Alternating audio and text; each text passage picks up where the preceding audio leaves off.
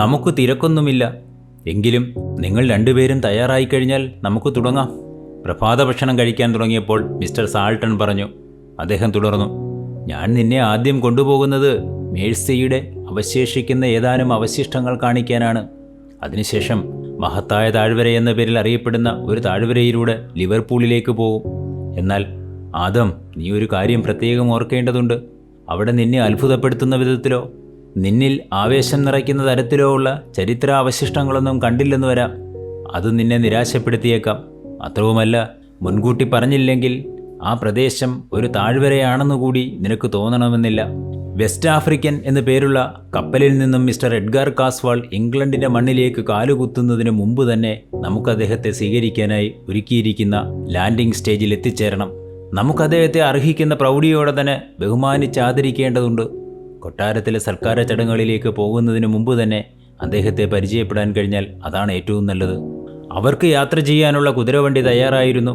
കഴിഞ്ഞ ദിവസത്തെ വണ്ടി തന്നെ ആയിരുന്നെങ്കിലും കുതിരകളെ മാറ്റിയിരുന്നു. ഈ കുതിരകളും പ്രൗഢഗംഭീരം തന്നെ, നല്ല ചുറുചുറുക്കുള്ളവർ തന്നെ, പണിയെടുക്കാൻ യോഗ്യർ. വണ്ടിക്കാരനിൽ നിന്നും നിർദ്ദേശം കിട്ടിയ ഉടൻ തന്നെ കുതിരകൾ താളാത്മകമായി ശബ്ദമുണ്ടാക്കി മുന്നോട്ട് കുതിച്ചു.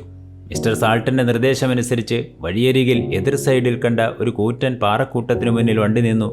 നോക്കൂ ആദം, ആ പാറക്കൂട്ടങ്ങൾ കണ്ടില്ലെന്ന് നടിച്ചുകൊണ്ട് ഒരു മനുഷ്യർക്കും ഇതിലെ കടന്നു പോകാനാവില്ല. ഈ പാറക്കൂട്ടങ്ങൾ നമ്മെ കൊണ്ടുചെന്നെത്തിക്കുന്നത് ആംഗ്ലിയൻ സാമ്രാജ്യത്തിൻ്റെ ഉമ്മറപ്പടിയിലാണ്. അവിടെ എത്തുമ്പോൾ നമ്മുടെ മനസ്സിലേക്ക് ഓടിയെത്തുന്നത് 1000ഓളം വർഷങ്ങൾക്ക് മുൻപ്, അതായത് 7-ാം നൂറ്റാണ്ടിൻ്റെ അവസാന കാലത്ത് നടന്ന ഒരു ക്രൂരമായ കൊലപാതകത്തിൻ്റെ ഓർമ്മകളായിരിക്കും. പെൻഡ രാജാവിൻ്റെ അനന്തരവനും മെഴ്സിയിലെ രാജാവുമായിരുന്ന വൂൾഫർ ക്രിസ്തുമതം സ്വീകരിച്ചതിൻ്റെ പേരിൽ തൻ്റെ 2 ആൺമക്കളെ ക്രൂരമായി കൊലപ്പെടുത്തിയത് ഇവിടെ വെച്ചാണ്. അക്കാലത്ത് നാട്ടുനടപ്പനുസരിച്ച് ആ വഴി കടന്നു പോകുന്ന ഏതൊരു വഴിപോക്കനും ആ സ്മൃതി കുടീരത്തിനടുത്തെത്തുമ്പോൾ ഒരു കല്ലെടുത്ത് അതിനു മുകളിൽ വയ്ക്കും. പുണ്യവാളനായിരുന്ന സെന്റ് അഗസ്റ്റിൻ്റെ കാലത്തിന് ശേഷം ഉടലെടുത്ത ഇരുണ്ട കാലത്തിൻ്റെ പ്രതിനിധിയായിരുന്നു ഈ പെൻഡ രാജാവ്. ഇക്കാര്യത്തെക്കുറിച്ച് നഥാനിയിൽ നിനക്ക് ആവശ്യമുള്ള കൂടുതൽ കാര്യങ്ങൾ കൃത്യമായി പറഞ്ഞു തരുന്നതാണ്. അവർ അങ്ങനെ ആ കൂറ്റൻ പാറക്കൂട്ടത്തിലേക്ക് നോക്കി നിൽക്കുന്നതിനിടയിൽ മറ്റൊരു കുതിരവണ്ടി അവരുടെ സമീപത്ത് വന്നു നിന്നു. ആ വണ്ടിയിൽ യാത്രക്കാരായി ഒരാൾ മാത്രമേ ഉണ്ടായിരുന്നുള്ളൂ. ആ രൂപം വണ്ടിയിൽ ഇരുന്നു കൊണ്ട് തന്നെ സാൾട്ടനെയും കൂട്ടരെയും തുറിച്ചു നോക്കി. ആ കുതിരവണ്ടി ഏറെ പഴയതും നിരന്തരമായി യാത്ര ചെയ്യുന്നതിന് ഉപയോഗിക്കുന്നതുമാണെന്ന് നഥാനിയലിനും കൂട്ടർക്കും മനസ്സിലായി. എങ്കിലും വണ്ടി നന്നായി പരിപാലിക്കുന്നുണ്ട്. പെട്ടെന്ന് വണ്ടിയിൽ നിന്നും ഒരു സ്ത്രീരൂപം പുറത്തേക്കിറങ്ങി അവർക്ക് നേരെ നടന്നു വന്നു. സാൾട്ടണും നഥാനിയലും തങ്ങളുടെ തലയിലിരുന്ന തൊപ്പി ആദരവോടെ കയ്യിലെടുത്തു. നഥാനിയൽ സാർ, സുഖം തന്നെയല്ലേ? മിസ്റ്റർ സാൾട്ടൺ, താങ്കൾ എന്തു പറയുന്നു? നിങ്ങൾക്ക് അപകടമൊന്നും പറ്റിയിട്ടില്ലെന്ന് ഞാൻ വിശ്വസിക്കുന്നു. എൻ്റെ കാര്യം നോക്കൂ. അവർ അത്രയും പറഞ്ഞിട്ട് തൻ്റെ വലത് കൈയുടെ ചൂണ്ടുവിരൽ തൻ്റെ കുതിരവണ്ടിക്ക് നേരെ നീട്ടിക്കാണിച്ചു. ആ വണ്ടിയുടെ ഒരു സ്പ്രിങ് ഒടിഞ്ഞു പോയിരുന്നു. ആദം ഉടനെ പറഞ്ഞു, അത് നിസ്സാരമായി പരിഹരിക്കാവുന്നതാണ്. പെട്ടെന്നോ? ഏയ്, അങ്ങനെ പെട്ടെന്ന് ശരിയാക്കി തരാൻ കഴിയുന്ന ആരും ഈ പ്രദേശത്തെങ്ങുമില്ല. ഞാൻ ശരിയാക്കി തരാം. എന്ത്, നിങ്ങളോ? അവർ ആശ്ചര്യപൂർവ്വം ആ യുവാവിനെ ആപാദചൂടം നോക്കി. അവർ തുടർന്നു, ഇതൊരു വിദഗ്ധനായ പണിക്കാരന് മാത്രമേ ചെയ്യാനാവൂ. അതൊക്കെ ശരി തന്നെ, പക്ഷെ ഞാനും ഒരു തൊഴിലാളിയാണ്. എൻ്റെ മുഖ്യ തൊഴിൽ ഇതല്ലെന്ന് മാത്രം. ഞാനൊരു ഓസ്ട്രേലിയൻ പൗരനാണ്. തിരക്കിട്ട ഞങ്ങളുടെ ജീവിതയാത്രയിൽ അത്യാവശ്യം ഇത്തരം ചില മെക്കാനിക്കൽ പണികൾ കൂടി വശമാക്കാറുണ്ട്. യാത്രക്കിടയിൽ ഞങ്ങൾക്കത് പ്രയോജനം ചെയ്യും. താങ്കൾ അനുവദിച്ചാൽ ഞാനിത് ശരിയാക്കി തരാം. ആദം പറഞ്ഞു. താങ്കളുടെ ദയയ്ക്ക് നന്ദി പറയാൻ എനിക്ക് വാക്കുകൾ കിട്ടുന്നില്ല. താങ്കളുടെ കാരുണ്യം ഞാൻ സന്തോഷത്തോടെ പ്രയോജനപ്പെടുത്തുന്നു. എന്ത് ചെയ്യണമെന്നറിയാതെ ഞാനാകെ വിഷമാവസ്ഥയിലായിരുന്നു. കാസ്ട്ര റീഗിസിലെ മിസ്റ്റർ കാസ്വാളിനെ കാണാൻ ഞാനും ആഗ്രഹിക്കുന്നു. അദ്ദേഹം ഇന്ന് സ്വന്തം മണ്ണിലേക്കെത്തുന്ന ദിവസമാണ്. അത് വെറുമൊരു മടങ്ങിവരവ് മാത്രമല്ലല്ലോ. ഈ നാട് മുഴുവനും അദ്ദേഹത്തെ ആദരപൂർവ്വം സ്വീകരിക്കാൻ തയ്യാറെടുക്കുകയാണ്. ഇത്രയും പറഞ്ഞിട്ട് ആ സ്ത്രീ വൃദ്ധരായ 2 മനുഷ്യരെയും സൂക്ഷിച്ചു നോക്കി. അപരിചിതനായ ഒരു ചെറുപ്പക്കാരൻ്റെ സാന്നിധ്യം അറിയാനുള്ള വെമ്പലായിരുന്നു അവർക്ക്. എനിക്ക് തോന്നുന്നത് നിങ്ങൾ ലെസ്റ്റർ ഹില്ലിലെ ആദം സാൾട്ടൺ തന്നെ ആയിരിക്കുമെന്നാണ്. ഞാൻ ഡയാനാസ് ഗ്രോവിലെ ലേഡി ആരബെല്ല മാർച്ചാണ്. ഇത്രയും പറഞ്ഞിട്ട് അവർ സാൾട്ടൻ്റെ മുഖത്തേക്ക് സൂക്ഷിച്ചു നോക്കി. ശരിയാണെന്ന അർത്ഥത്തിൽ അദ്ദേഹം തലയാട്ടി. ഇരുവരെയും അദ്ദേഹം ഔപചാരികമായി പരിചയപ്പെടുത്തുകയും ചെയ്തു. പെട്ടെന്ന് തന്നെ ആദം മുത്തച്ഛൻ്റെ കുതിരവണ്ടിയിൽ നിന്നും ഏതാനും പണിയായുധങ്ങളെടുത്ത് പുറത്തു വെച്ചിട്ട് മറ്റേ കുതിരവണ്ടിയുടെ പൊട്ടിപ്പോയ സ്പ്രിങ് ശരിയാക്കാൻ തുടങ്ങി. വിദഗ്ധനായ ഒരു തൊഴിലാളിയെപ്പോലെ ഉത്സാഹത്തോടെ അയാൾ പണി ചെയ്തു.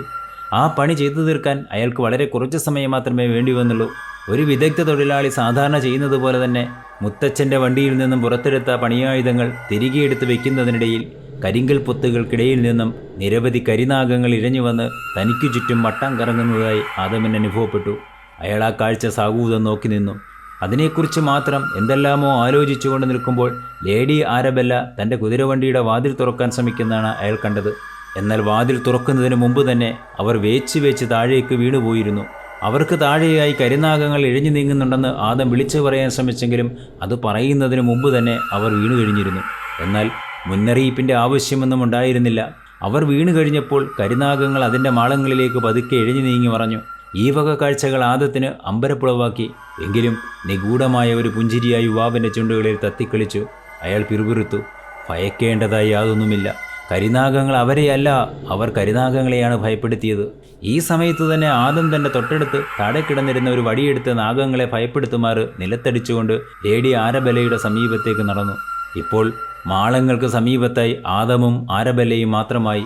അവിടെ സംഭവിച്ചതൊന്നും തനിക്കൊരു പ്രശ്നമേ അല്ലെന്ന മട്ടിലായിരുന്നു അവരുടെ നിൽപ്പ്. ഈ സമയത്ത് ആദം അവരെ അടിമുടിയൊന്നു നോക്കി. അവരുടെ മൊത്തത്തിലുള്ള ശരീരത്തെ പുറത്തേക്ക് പ്രകടിപ്പിക്കുന്നതായിരുന്നു അവരുടെ വസ്ത്രധാരണം. ശരീരത്തോട് ഒട്ടിച്ചേർന്ന് കിടക്കുന്നതും വിശേഷപ്പെട്ട നൂലുകൾ കൊണ്ട് നെയ്തെടുത്ത വെളുത്ത നിറത്തിലുള്ളതുമായ ഒരു നീളൻ വസ്ത്രമാണ് അവർ ധരിച്ചിരുന്നത്. ഒരു പുരുഷൻ്റെ ശ്രദ്ധയെ അത് വളരെ പെട്ടെന്ന് തന്നെ അവരിലേക്ക് തിരിച്ചുവിടാൻ പര്യാപ്തവുമായിരുന്നു. അവരുടെ ശരീരത്തിൻ്റെ അംഗലാവണ്യം എത്രമാത്രമാണെന്ന് ആ വസ്ത്രം വിളിച്ചോതി. നല്ല വെളുത്ത നിറത്തിലുള്ളതും വിലപിടിപ്പുള്ളതുമായ ഒരു രോമത്തൊപ്പി തലയിലുണ്ടായിരുന്നു. ഗോതമ്പിൻ്റെ നിറത്തിലുള്ള അവരുടെ കഴുത്തിനെ കൂടുതൽ ഭംഗിയോടെ പ്രകാശിപ്പിച്ചുകൊണ്ട് മരതകം കൊണ്ട് നിർമ്മിച്ച ഒരു മാല കഴുത്തിൽ പറ്റിച്ചേർന്ന് കിടക്കുന്നു. അതാകട്ടെ സൂര്യപ്രകാശത്തിൽ വെട്ടിത്തിളങ്ങുന്നുമുണ്ട്. അവരുടെ ശബ്ദമാകട്ടെ മൃദുലവും മധുരതരവും തീരെ പതുക്കെയുമായിരുന്നു. അതൊരു സംഗീതോപകരണത്തിൽ നിന്നും പുറത്തേക്ക് വരുന്ന സംഗീതം പോലെ ആരെയും ആകർഷിക്കുന്നതുമായിരുന്നു. അവരുടെ കൈകൾക്കും വലിയ പ്രത്യേകത തോന്നിയിരുന്നു. നീണ്ടുമെലിഞ്ഞതും അനായാസേന വഴക്കം തോന്നിക്കുന്നതുമായ നല്ല വെളുത്ത നിറത്തിലുള്ള ആ കൈകൾ ഒരു ക്ലോക്കിലെ പെൻഡുലം കണക്കെ അങ്ങോട്ടും ഇങ്ങോട്ടും ആടിക്കൊണ്ടിരുന്നു. അവർ പെട്ടെന്ന് തന്നെ സാധാരണ അവസ്ഥയിലേക്ക് തിരിച്ചെത്തി. അവർ ആദമിന് നന്ദി പറഞ്ഞിട്ട് താങ്കളുടെ മുത്തച്ഛൻ്റെ കൂട്ടത്തിലുള്ള ആരെങ്കിലും ലിവർപൂളിലേക്ക് പോവുകയാണെങ്കിൽ തനിക്കും അവരോടൊപ്പം കൂടുന്നതിൽ സന്തോഷമാണെന്നറിയിച്ചു. അവർ തുടർന്നു, മിസ്റ്റർ ആദം സാൾട്ടൺ, താങ്കൾ ഈ നാട്ടിൽ തന്നെ നിൽക്കാനാണ് ആഗ്രഹിക്കുന്നതെങ്കിൽ ലെസ്സർ ഹിൽ താങ്കൾക്ക് എപ്രകാരമാണോ അതേപോലെ തന്നെ ഡയാനാസ് ഗ്രോവും താങ്കൾക്ക് സ്വന്തമാണെന്ന് കരുതുക. അവിടെയും നല്ല പ്രകൃതി ദൃശ്യങ്ങളുണ്ട്. അതൊക്കെ താങ്കളിൽ സ്വാഭാവികമായും ജിജ്ഞാസയുണ്ടാക്കുന്നതായിരിക്കും. ഇനി താങ്കളൊരു പ്രകൃതി ചരിത്ര പഠിതാവാണെങ്കിൽ, പ്രത്യേകിച്ചും പ്രകൃതിയുടെ ആദിമകാലത്തെക്കുറിച്ചാണ് പഠിക്കാൻ ആഗ്രഹിക്കുന്നതെങ്കിൽ, താങ്കൾക്ക് താല്പര്യമുളവാക്കുന്ന നിരവധി കാര്യങ്ങൾ അവിടെയുമുണ്ട്. ഹൃദയത്തിൽ തൊട്ടുള്ള അവരുടെ സംഭാഷണവും കോൾമയിർ കൊള്ളിക്കുന്ന വാക്കുകളും ആരെയും ആകർഷിക്കാൻ മാത്രം പര്യാപ്തമായിരുന്നെങ്കിലും അവരുടെ ഉദ്ദേശശുദ്ധിയെ സംശയത്തോടെയാണ് ആദം നോക്കിക്കണ്ടത്. അവരുടെ ക്ഷണത്തിന് നദാനിയലും സാൾട്ടണും അവരോട് നന്ദി പറഞ്ഞെങ്കിലും അത് തൽക്കാലം പ്രാവർത്തികമാക്കാൻ കഴിയില്ലെന്നും അറിയിച്ചു. അവർ മറുപടി പറഞ്ഞത് ദുഃഖഭാവത്തോടെ ആയിരുന്നെങ്കിലും യഥാർത്ഥത്തിൽ അവർ സന്തോഷിക്കുന്നുണ്ടെന്നാണ് ആദമിന് തോന്നിയത്. രണ്ട് വൃദ്ധന്മാരോടുമൊപ്പം ആദമും വണ്ടിയിൽ ഇരുപ്പുറപ്പിച്ചു. വണ്ടി അതിവേഗത്തിൽ നീങ്ങി തുടങ്ങി. അല്പനേരത്തെ നിശബ്ദതയ്ക്ക് ശേഷം നദാനിയലാണ് പറഞ്ഞു തുടങ്ങിയത്. അദ്ദേഹത്തിൻ്റെ വാക്കുകൾ കേട്ടപ്പോൾ ആദമിന് വലിയ അത്ഭുതമൊന്നും തോന്നിയില്ല. നമ്മളെ ഒഴിവാക്കിയതിൽ അവർ സന്തോഷിക്കുന്നുണ്ടെന്നാണ് എനിക്ക് തോന്നിയത്. എങ്കിൽ അവർക്ക് തനിച്ച് തന്നെ അവരുടെ കളികൾ കളിക്കാമല്ലോ. എന്താണ് അവരുടെ കളികൾ? ആദം പെട്ടെന്ന് തന്നെ ചോദിച്ചു. എൻ്റെ കുഞ്ഞെ, അത് ഈ നാട്ടുകാർക്കെല്ലാം നന്നായി അറിയാവുന്ന കാര്യമാണ്. എഡ്ഗാർ കാസ്വാൾ അതിസമ്പന്നനും അവിവാഹിതനുമാണ്. അവരെ വിവാഹം കഴിക്കുന്ന കാലത്ത് അവരുടെ ഭർത്താവും വലിയ സമ്പന്നനായിരുന്നു. അല്ലെങ്കിൽ അയാൾ വലിയ സമ്പന്നനാണെന്നാണ് ധരിച്ചു വെച്ചിരുന്നത്. എന്നാൽ അയാൾ ആത്മഹത്യ ചെയ്യുന്ന സമയത്ത് സകലമാന സ്വത്തുക്കളും പണയത്തിലായിരുന്നു. എന്ന് പറഞ്ഞാൽ അതിദരിദ്രമായ അവസ്ഥയിലേക്കാണ് ലേഡി ആരബെല്ല എത്തിച്ചേർന്നത്. ഇപ്പോൾ അവർ നോക്കുന്നത് ഒരു സമ്പന്നനെ വിവാഹം കഴിക്കുന്നതിനാണ്. എങ്കിലും നമ്മൾ ഇക്കാര്യത്തിൽ പൂർണ്ണമായ ഒരു നിഗമനത്തിലേക്ക് എത്തേണ്ടതില്ല. അവരുടെ കളികൾ നമുക്ക് കാത്തിരുന്ന് കാണാമല്ലോ. അപ്പോൾ നിനക്ക് കാര്യങ്ങൾ കൂടുതൽ വ്യക്തമാകും. ചെഷെയർ താഴ്വര എന്ന പേരിൽ അറിയപ്പെടുന്ന പ്രദേശത്തു കൂടിയുള്ള യാത്രയ്ക്കിടയിൽ ആദം പൂർണ്ണമായും നിശബ്ദനായിരുന്നു. ഈ സമയത്ത് അയാൾ വളരെയധികം ചിന്തിക്കുകയും ചില വിഷയങ്ങളിൽ സ്വയം ഒരു ധാരണയിൽ എത്തിച്ചേരുകയും ചെയ്തിരുന്നു. അപ്പോഴും അയാളുടെ ചുണ്ടുകൾ ചലിച്ചിരുന്നില്ല. അത്തരം തീരുമാനങ്ങളിൽ ഏറ്റവും പ്രധാനമായിരുന്നു ലേഡി ആരബെല്ലയുമായി അടുത്തിടപഴകുമ്പോൾ വളരെയേറെ മുൻകരുതലുകൾ എടുക്കണമെന്നുള്ളത്. കാരണം അയാളും ഒരു സമ്പന്നൻ തന്നെയാണല്ലോ. അതെത്രമാത്രമുണ്ടെന്ന് തൻ്റെ മുത്തച്ഛന് പോലും അറിയാമെന്ന് വ്യക്തമല്ല. ഇനി അതറിയുമ്പോൾ അദ്ദേഹത്തിന് തന്നെ അത്ഭുതവും തോന്നുമായിരിക്കും. തുടർന്നുള്ള യാത്രയിലെങ്ങും അസാധാരണമായിട്ടൊന്നും സംഭവിച്ചില്ല. അവർ ലിവർപൂളിൽ എത്തിച്ചേർന്നപ്പോൾ വെസ്റ്റ് ആഫ്രിക്കൻ എന്ന പേരുള്ള കപ്പൽ ഡോക്കിലേക്ക് പ്രവേശിക്കുന്നതേ ഉണ്ടായിരുന്നുള്ളൂ.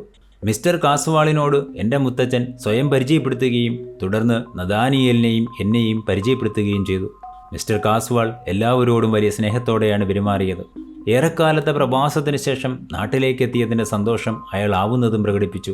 മിസ്റ്റർ കാസ്വാളിൻ്റെ പ്രകടനം ആദത്തിനും വളരെ ഹൃദ്യമായി അനുഭവപ്പെട്ടു. എങ്കിലും അയാളുടെ മുഖത്ത് പ്രകടമായി കണ്ട അതീശത്വഭാവം ആദമിനെ ആശങ്കാകുലനാക്കി. പെട്ടെന്ന് തന്നെ ലേഡി ആരബെല്ല അവിടേക്ക് എത്തിച്ചേരുകയും എല്ലാവരുടെയും ശ്രദ്ധ അവരിലേക്ക് തിരിയുകയും ചെയ്തതോടെ ആദം തൽക്കാലത്തേക്ക് ആവിധ ആശങ്കകളിൽ നിന്നും വിമുക്തനായി. പെട്ടെന്നുള്ള ആ മാറ്റം എല്ലാവർക്കും, അതായത് ആദമിനൊപ്പം മിസ്റ്റർ സാൾട്ടണും മിസ്റ്റർ നഥാനിയേലിനും ആശ്വാസമായിട്ടാണ് തോന്നിയത്. കാരണം മിസ്റ്റർ കാസ്വാളിൻ്റെ മുഖത്ത് പ്രകടമായ നിർദ്ദയഭാവവും കാർക്കശ്യവും സ്വാർത്ഥതയും കണ്ട് അവരെല്ലാം അമ്പരന്നു പോയിരുന്നു. ഇത്തരം നിർദ്ദയനായ ഒരു മനുഷ്യൻ്റെ കീഴിൽ വേണമല്ലോ ആ നാട്ടിലെ മനുഷ്യർക്ക് ഇനിയുള്ള കാലം കഴിഞ്ഞുകൂടാനെന്നും അവരെ ദൈവം രക്ഷിക്കട്ടെ എന്ന് മാത്രം പറയാനേ കഴിയൂ എന്നുമായിരുന്നു അവരുടെ അപ്പോഴത്തെ പ്രാർത്ഥന.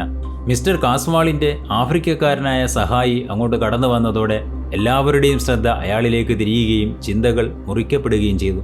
കാസ്വാൾ മൊത്തത്തിൽ ഒരു ക്രൂരരൂപമായിരുന്നെങ്കിലും സംസ്കാരത്തിൻ്റെ അലയൊലികളും അയാളിൽ അങ്ങിങ്ങായി നിഴലിച്ചിരുന്നു. പെരുമാറ്റത്തിൽ ആ മാന്യത അയാൾ പ്രകടിപ്പിച്ചിരുന്നുവെങ്കിലും അടിമുടി അയാൾ സഹസ്രാബ്ദങ്ങളോളം പഴക്കമുള്ള ഒരു സംസ്കാരത്തിൻ്റെ പ്രതിനിധിയെപ്പോലെയാണ് തോന്നിച്ചത്. അതിനോടൊപ്പം തന്നെ ആധുനിക കാലത്തെ വിദ്യാഭ്യാസം നേടിക്കൊടുത്ത സംസ്കാരത്തിൻ്റെ മേമ്പൊടിയും അയാളിൽ ദൃശ്യമായിരുന്നു. പക്ഷേ ഊലങ്കയുടെ മുഖം, അയാളുടെ യജമാനൻ അവനെ അങ്ങനെയാണ് വിളിച്ചത്. അയാൾ യാതൊരു പരിഷ്കാരവും തൊട്ടു തീണ്ടിയിട്ടില്ലാത്തതും ദയയുടെ കണിക അല്പം പോലും മുഖത്ത് പ്രകടമാകാത്തതും ഭൂമിയിൽ നിന്നും യുഗങ്ങൾക്ക് മുമ്പ് തന്നെ അപ്രത്യക്ഷമായതുമായ ഏതോ ഒരു വന്യ സംസ്കാരത്തിൻ്റെ പ്രതിനിധിയായിട്ടാണ് തോന്നിപ്പിച്ചത്. കാടിൻ്റെ വന്യതയിൽ എവിടെയോ ഒരു പിശാചിന് ജനിച്ച സന്തതിയെപ്പോലെ എല്ലാവിധ സ്വഭാവ വൈകൃതങ്ങളുടെയും ആൾരൂപമാണ് അവനെന്ന് തോന്നിപ്പോകും. ലേഡി ആരബെല്ലയും ഊലങ്കയും ഏതാണ്ട് ഒരേ സമയത്ത് തന്നെയാണ് അവിടെ എത്തിച്ചേർന്നത്. അവർ രണ്ടാളും മുഖത്തോട് മുഖം നോക്കിയപ്പോൾ അവരുടെ മുഖത്ത് പ്രകടമായി കണ്ട ഭാവവ്യത്യാസങ്ങൾ ആദമിനെ അമ്പരപ്പിച്ചു. ആ സ്ത്രീയാകട്ടെ ഇത്തരമൊരു നികൃഷ്ട ജീവിയോട് യാതൊരു സഹാനുഭൂതിയും പ്രകടിപ്പിച്ചില്ല. അത് അവരുടെ മുഖത്ത് പ്രകടമായിരുന്നു. എന്നാൽ ആ നീഗ്രോയുടെ മുഖത്ത് നിഴലിച്ച് കണ്ടത് ആ സ്ത്രീയോടുള്ള ആദരവും ബഹുമാനവും ആരാധനയുമായിരുന്നു. ഒരടിമ തൻ്റെ യജമാനനോട് കാണിക്കുന്ന സാധാരണ സ്വഭാവമായിരുന്നില്ലത്. മറിച്ച് ഒരാരാധകൻ തൻ്റെ ആരാധനാമൂർത്തിയോട് എങ്ങനെയാണോ പെരുമാറുന്നത് അതുപോലെയായിരുന്നു.